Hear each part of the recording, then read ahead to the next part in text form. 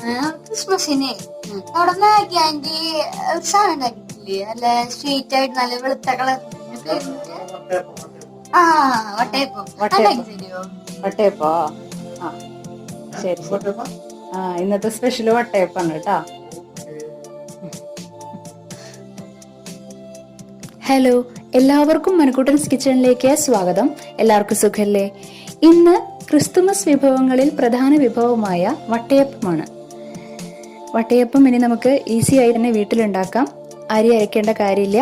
അരിപ്പൊടി വീട്ടിലുണ്ടെങ്കിൽ വളരെ പെട്ടെന്ന് തന്നെ നമുക്ക് വട്ടയപ്പം റെഡിയാക്കി എടുക്കാം. നല്ല സോഫ്റ്റ് ആയിട്ടുള്ള വട്ടയപ്പം.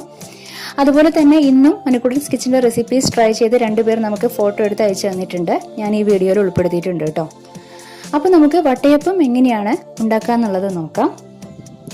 അതിനു വേണ്ടിയിട്ട് ഞാനൊരു പാത്രത്തിലേക്ക് 1 ഗ്ലാസ് അരിപ്പൊടി, നന്നായിട്ട് നൈസായി പൊടിച്ച അരിപ്പൊടിയാണ്, അത് ഇട്ട് കൊടുത്തതിന് ശേഷം കുറച്ചായിട്ട് വെള്ളം, സാധാരണ വെള്ളം ഒഴിച്ചു കൊടുക്കുക. അതൊന്ന് കുറുക്കിയെടുക്കണം. നമുക്ക് ഇതിൽ കാണുന്നത് നിങ്ങൾ ശ്രദ്ധിക്കുക. ഇതേപോലെ നിങ്ങൾ കുറുക്കിയെടുക്കണം. നമ്മൾ അരി അരച്ചെടുക്കുന്നില്ല, അതിന് പകരം അരിപ്പൊടി കൊണ്ട്, അരിപ്പൊടി എല്ലാവരുടെ വീട്ടിലുണ്ടാവും അല്ലേ, അപ്പോൾ അതെടുത്തിട്ട് നമ്മൾ ഇതുപോലെ ആദ്യം കുറുക്കിയെടുക്കുകയാണ് ചെയ്യുന്നത്. ഈ ഒരു രൂപത്തിൽ, ഈ ഒരു ലെവലിൽ വേണം കേട്ടോ. അതിരിക്കുന്നതോറും കുറച്ചുകൂടെ കട്ടിയാവും. ഇനി നമുക്കൊരു മിക്സിയുടെ ഒരു ജാർ എടുത്തിട്ട്, വലിയ ജാർ എടുത്ത് അതിലേക്ക് നേരത്തെ എടുത്ത അതേ ഗ്ലാസ്സിൽ തന്നെ നാളികേരം ചിരകിയത്, അതുപോലെ വെള്ള അവലെടുക്കാൻ ശ്രദ്ധിക്കുക.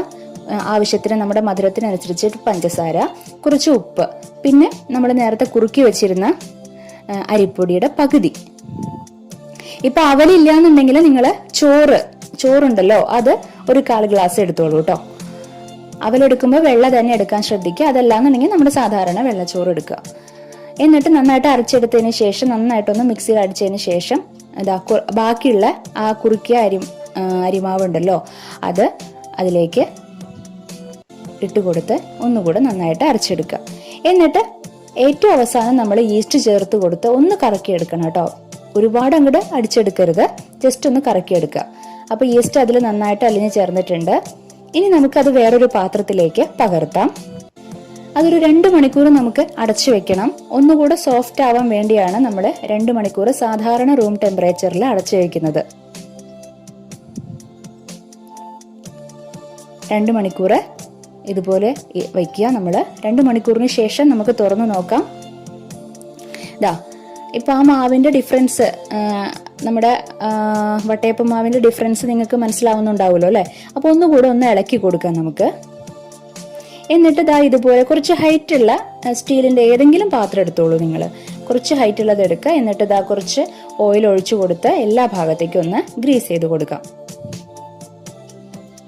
വെളിച്ചെണ്ണയോ സാധാരണ ഏതെങ്കിലും ഓയിലോ അല്ലെങ്കിൽ നെയ്യോ എന്ത് വേണമെങ്കിലും നിങ്ങൾക്ക് അപ്ലൈ ചെയ്ത് കൊടുക്കാം. എന്നിട്ട് നമ്മുടെ ഈ വട്ടയപ്പത്തിന്റെ മാവ് അതിലേക്ക് ഒഴിച്ചു കൊടുക്കാം. ഒരിക്കലും ഫുള്ളായിട്ട് നിങ്ങൾ നിറച്ചു കൊടുക്കരുത്.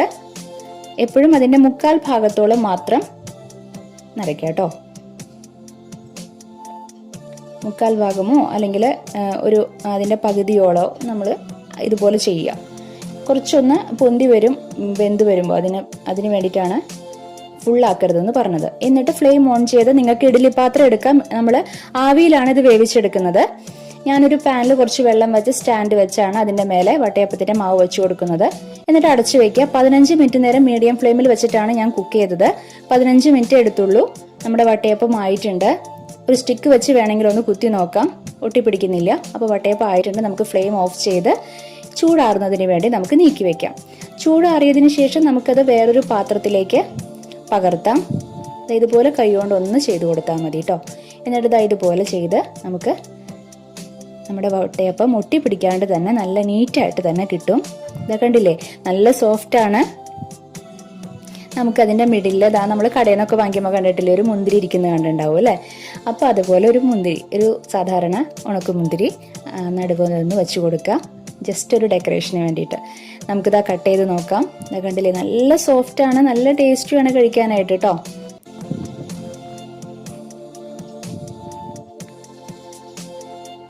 അപ്പൊ 4 മണിക്ക് നമുക്ക് ചായയുടെ കൂടെ വേണമെങ്കിൽ അങ്ങനെ കഴിക്കാം. അതല്ല എന്തെങ്കിലും നോൺ വെജ് ഉണ്ടെങ്കിൽ അതിൻ്റെ കൂടെ കൂട്ടി കഴിക്കാം. നമുക്ക് വിശപ്പ് മാറുന്നതിന് വേണ്ടിയിട്ട് ഇത് നല്ലൊരു സ്നാക്കാണ് കേട്ടോ. അത് കുട്ടികൾ കളി കഴിഞ്ഞ് വരുമ്പോഴോ അല്ലെങ്കിൽ സ്കൂൾ വിട്ട് വരുമ്പോഴോ അല്ലെങ്കിൽ ജോലി കഴിഞ്ഞൊക്കെ വരുമ്പോൾ മുതിർന്നവർക്കായാലും ഇത് വെച്ച് കൊടുത്തു കഴിഞ്ഞാൽ വിശപ്പ് പെട്ടെന്ന് മാറിക്കിട്ടും. ഇത് ഞാൻ ക്രിസ്ത്യൻസ് ഉണ്ടാക്കുന്ന കണ്ടിട്ടുണ്ട് ഞാൻ.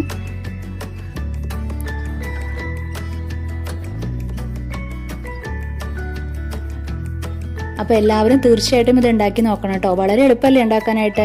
ഒരു 2-2.5 മണിക്കൂർ നേരത്തെ പണിയേ ഉള്ളൂ. പക്ഷെ നമ്മൾ അധിക നേരം മെനക്കെട്ട് നിൽക്കേണ്ട കാര്യമില്ല, പെട്ടെന്ന് തന്നെ ഉണ്ടാക്കാം നമുക്ക്.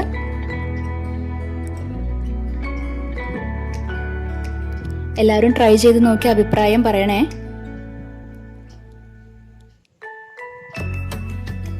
അപ്പോൾ ഇന്നത്തെ വീഡിയോ എല്ലാവർക്കും ഇഷ്ടപ്പെട്ടു എന്ന് തന്നെയാണ് എൻ്റെ വിശ്വാസം. ഇത് നമ്മുടെ കേരള വട്ടയപ്പം.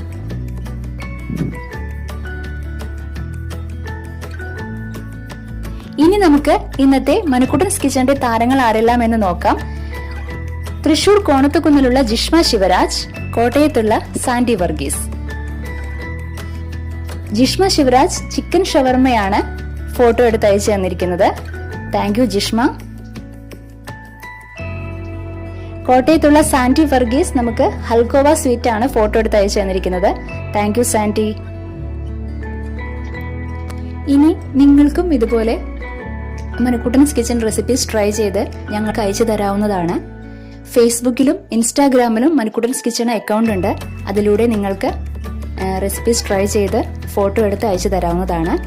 ഓരോ വീഡിയോസിലും ഞങ്ങൾ അവയെല്ലാം ഉൾപ്പെടുത്തുന്നതായിരിക്കും. അപ്പോൾ നമുക്കിനി അടുത്ത എപ്പിസോഡില് വേറൊരു വിഭവമായിട്ട് വീണ്ടും കണ്ടുമുട്ടാം. Okay, bye, thank U.